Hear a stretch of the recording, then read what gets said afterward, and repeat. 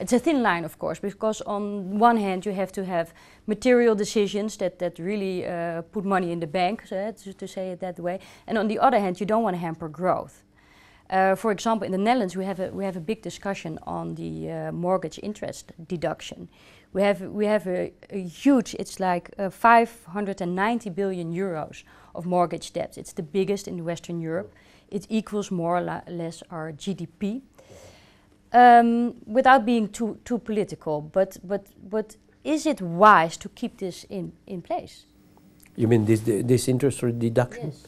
Well, again, I don't pronounce myself on such decisions in all countries concerned. It's really to the governments to see what is the best way to make savings. What is sure is that when you have to redress the fiscal situation, it is always much better to diminish spendings than to embark into additional taxation.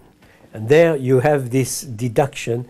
Again, has to be checked whether it is the best way to proceed. What is true also is that in a country where you have not much land and a very large amount of people, all what creates additional pressure on the price of land and of house is probably not necessarily very good. But I'm very prudent. I mean, it has to be looked at in a very technical way. No, I know what you're saying, but we also know that of course, the IMF has mentioned it, the OECD has mentioned it, not only from the effect on the prices of houses, but also on excessive debt. I mean, we should enter a new era where governments shouldn't have debts, but the companies and the people either, shouldn't we? Yeah, the fact is that it's a very unfortunate feature of industrialized country in general that there is an overburden of debt, both in the public sector and also in the private sector, in the household sector. It's not the case, it's not a general case in the, I would say, corporate, non-financial corporate businesses.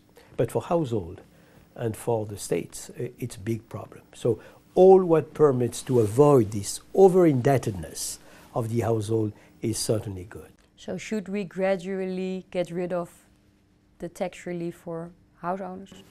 Again, I don't respond as clearly as you would like. I would say that perhaps there are other means.